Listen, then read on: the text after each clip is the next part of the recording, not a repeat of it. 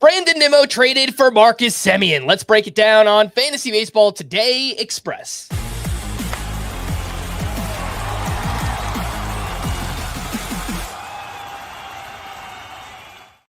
Welcome into FBT Express on Monday, November 24th. Happy Thanksgiving week. I am Frank Stampfl, joined by Chris Towers. Figured we'll do a little bonus episode here, talk about some news from the weekend because we did have some news. So let's get into it, Chris. Brandon Nimmo traded over to the Texas Rangers in exchange for Marcus Semien in what appears to just be an exchange of bad contracts. Nimmo, a little bit younger at 32 years old, but has 5 years left on his deal. And Semien is 35 years old with 3 years left on his deal. So just pretty much a swap of bad contracts here. Let's start with Brandon Nimmo. Has been very reliable for fantasy the past 2 years. Between 23 and 25 homers, between 13 and 15 steals. What do you think about his fit with the Texas Rangers? So neither of these teams plays in good hitters' parks, but Globe Life Field is actually the second worst hitters' park in baseball, according to Baseball Savant's data over the past 3 seasons. And it's obviously a lineup downgrade. You know, he's not going to have Francisco Lindor and Juan Soto getting on base ahead of him. So I think it's arrow pointing down for Brandon Nimmo, who is younger than Marcus Semien and makes it's $5 million per year less. But there were some worrying signs for Brandon Nimmo last season. If you look under the hood, his defense, which has always been, acceptable in a corner and playable in center in a pinch, took a big step back. He was a below average defender last season. His sprint speed was below average last season. His bat speed fell about a mile per hour from the previous year. So that all suggests to me that Brandon Nimmo is a player who's going through a decline. And for our perspective, from a fantasy perspective, it's been a relatively gentle decline to date. He still had the 25 homers, 13 steals. He's weirdly become a better base stealer over the past couple of seasons. I think arrow pointing down for Brandon Nimmo. Losing the lineup context, I would guess he moves up. He'll probably bat leadoff or something like that for the Rangers, so that'll help. And I think they needed someone who can get on base more consistently at the top of their lineup. So I understand the thought process for the Rangers, but from a fantasy perspective, Nimmo's a solid number 3 outfielder and probably remains in that range. But, you look at the early ADP and Jacob Marcy's going a little bit behind him. I'd rather have Jacob Marcy than Brandon Nimmo. I think Jurickson Profar I'd rather have than Brandon Nimmo. I think I'd rather roll the dice on Mike Trout than Brandon Nimmo. So Nimmo's a somewhat safe outfielder, but there are enough red flags and the lineup downgrade that I do think he moves down in the rankings as a result of this. Yeah, the early ADP is 147 over at the NFBC for Brandon Nimmo, the 34th outfielder off the board. You mentioned some names going right behind him. One of those names is Taylor Ward, going 17 picks behind him, the 38th outfielder. In a change of scenery for both outfielders, who would you prefer, Brandon Nimmo or Taylor Ward? I think it mostly just depends. You get to that point in the draft, what your team needs. If you need power, I think you go with Ward. Everything else, especially runs, steals, and steals, I think I would go with Nimmo. But there is some risk, I think, with Nimmo now. Yeah, and it's a good reminder that I think the shape of Nimmo's production is going to change in Texas. I, like you, expect him to probably lead off for the Rangers entering 2026. So look back at the counting stats from 2023 for Nimmo, and it was 24 homers, 89 runs, 68 RBI. I think I'd probably expect something like that. 10 to 12 steals mixed in there with the batting average has jumped around a little bit, but probably like 250 to 260, I would think, for Brandon Nimmo. Marcus Semien, on the other side, he has been trending down offensively, a sub 700 OPS each of the past 2 years. And last year got off to a brutal start. First 2 months, his OPS started with a 5. And then we got to June, and he was much better. He had a big June, 930 OPS, I believe, that month, and then came crashing back down in July and August. So really, Chris, it was one really big month for Marcus Semien and not much else there. What do you think about his fit with the New York Mets? I'm more inclined to buy into Marcus Semien in 2026 as a result of this trade. It's mostly because it's a much better park and lineup. I would guess he's going to hit pretty low in the lineup. Obviously, Lindor and Soto are going to be the top two. And then, I mean, the kind of elephant in the room here is the Mets have a need at corner outfield now. Was this just about making room for Kyle Tucker? It might. I think there's a pretty good chance of that. There might be a good chance that they steal Cody Bellinger away from my Yankees. So. Yeah, so I think the Mets are going to do something for a corner outfield spot as a result of this, I think. And so Semien's going to lose some of that, huge playing time edge that he's had playing at the top of the lineup. He's going to bat lower. But I don't know. The initial reaction I've seen everyone have is like, why would the Mets do this? Marcus Semien is washed up. And I think partially there's just a little bit of a fantasy tinge to a lot of the people that I'm following who are saying this, because Semien has fallen much more as a fantasy player. By Baseball Reference's WAR, him and Brandon Nimmo were basically tied last year, which I was kind of surprised by. And the underlying physical characteristics haven't changed all that much for Marcus Semien. He still makes a ton of contact. He still has a good eye at the plate, still makes good swing decisions. His bat speed was actually right in line with where it was in 2024 and 2023. So was his sprint speed. Everything kind of suggests that he hasn't fallen off quite that hard. He's gone from overperforming consistently his underlying stats to underperforming the last couple of seasons. Well, now he gets at least a little bit of a park upgrade. He's going from like the 29th best park for hitters to the 20th. So it's not like a huge upgrade, but it's something. I think that'll help. So I think Semien, I don't know if he should be a top 12 second baseman, although I didn't have him ranked far from there. But I think he's in that range. And you look at like Matt McClain is 13th and Bryson Stott is 12th and Luis Garcia is 14th, Otto Lopez 15th. I think that range makes sense for Marcus Semien. You're always going to take a hit at batting average with him, even in the good years, but I think we can get 15 and 15 and some decent counting stats out of him. I don't think that's out of the question. So I think he can be a useful, deeper middle infielder or second baseman if you really punt on the position. It feels like a more tactical real-life move for the New York Mets. Yes. David Stearns has really stressed run prevention this offseason, and Semien is still a really, really good defensive second baseman. Elite middle infield defense now. Yeah.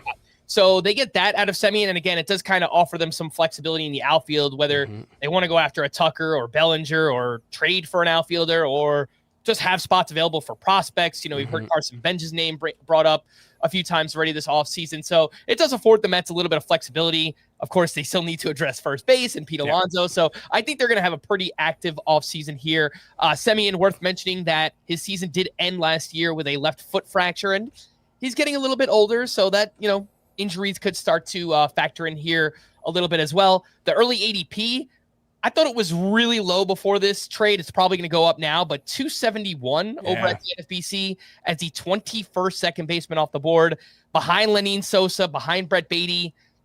I don't really have high expectations for Semien at this point, but even that feels a little bit low. I think someone that can hit 230, 240, like you said, 15, perhaps a little bit undervalued at that cost, but I think he's probably going to move up maybe into like that 225-ish range in the middle infield.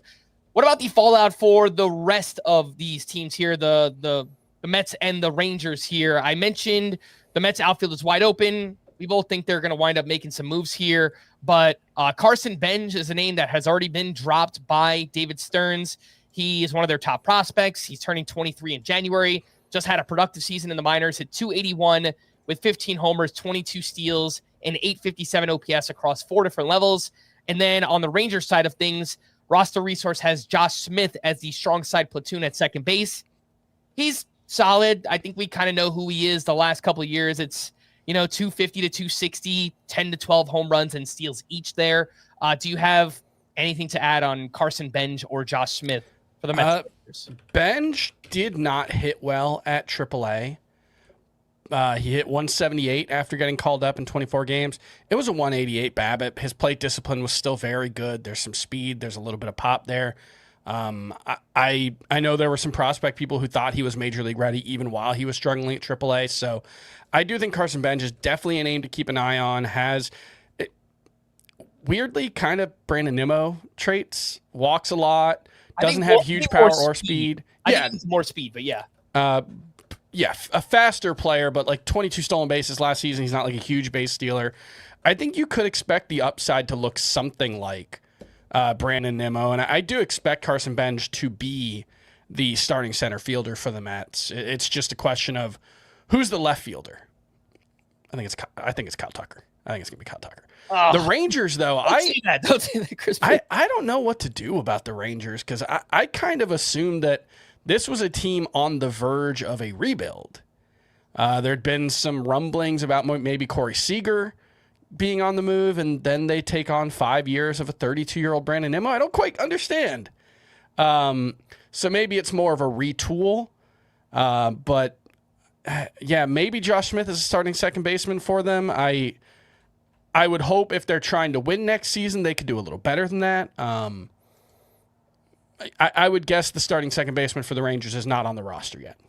Josh Smith, just keep this in mind. Again, he's not a great player, but for those who play in deeper leagues and you want flexibility on your roster, eligible everywhere. He has first base, third base, shortstop eligibility, and if he plays second, he'll gain that. So every single infield position could be pretty valuable for Josh Smith. He's been outfield eligible as recently as last year, I believe. Yeah. He was outfield eligible in 2025. He got 17 games there. We did have some other news items from the weekend, so let's quickly run through those. The Cubs signed reliever Phil Maton to a 2-year deal with an option for the third year. He was really good this past season. Had a 2.79 ERA, 106 WHIP, 11.9 K per nine. Picked up some saves for the Rangers down the stretch. That was kind of out of necessity there.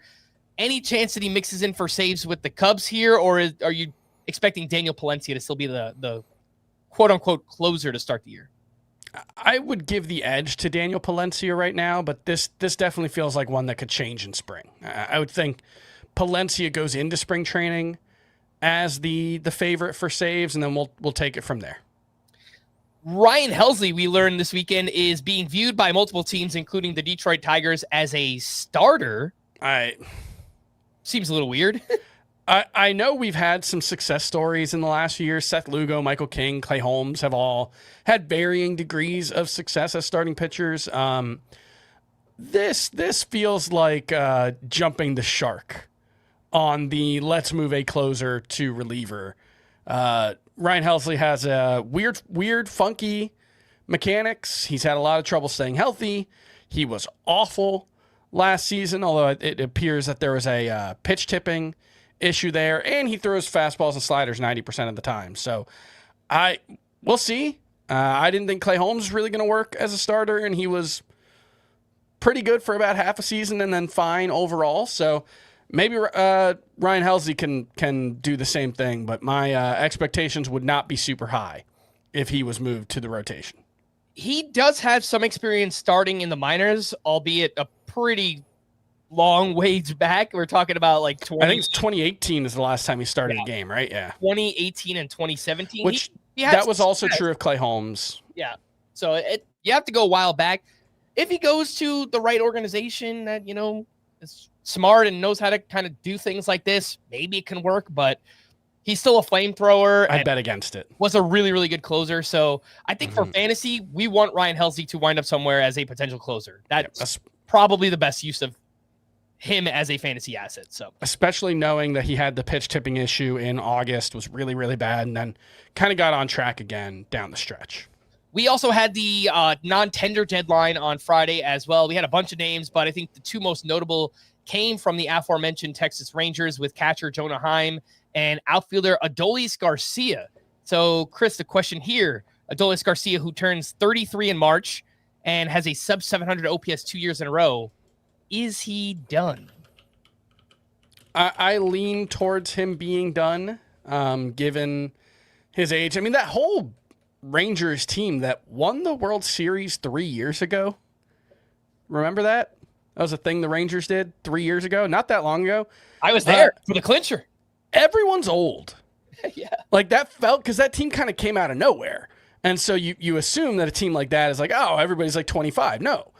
Everybody on that team was like 31, 32, 33 last year. So Adolis Garcia was one of those guys. He'll be 33 this year. Look, maybe he goes to a better home park and his all or nothing power swing plays a little better somewhere that's a little more forgiving, but it's not like he was especially held back by Globe Life Field. Globe Life Park? Globe Life Field. Yeah. It was a weird decision to name the stadiums the same thing. Very confusing for people like me. You know how I remember it? And someone years ago pointed this out. Globe Life Park starts with a P, so that's the past. Globe Life Field, F for future. That's how I remember it. So sure, that works. I think Adolis Garcia is likely done, but I mean, look, if the Rockies want to go out and sign him, then I'll be interested. Yeah, sure, but I think it's pretty unlikely he's going to matter much for fantasy. Yeah, Adolis Garcia, he has dealt with some injuries the past he's had knee years. injuries in both knees over the past couple of years, yeah. So that might have contributed. The bat speed has fallen off quite a bit as well. 2 years ago, it was in the 71st percentile. It's dropped to 54th and 49th. Yeah. Again, it could be due to injury, but he's also getting older. So keep those things in mind. Not sure how much is left in Adolis Garcia's bat. The big news from Sunday again, Brandon Nimmo traded over to the Rangers in exchange for Marcus Semien, and that is just the beginning. I'm sure we're going to have a bunch of crazy stuff to talk about over the next month, but for now, if you want more extensive fantasy baseball coverage, listen to our full-length podcast, Fantasy Baseball Today, on Spotify, Apple Podcasts, or anywhere else podcasts are found. Thanks for listening to Fantasy Baseball Today Express, and we will be back again tomorrow. Bye-bye.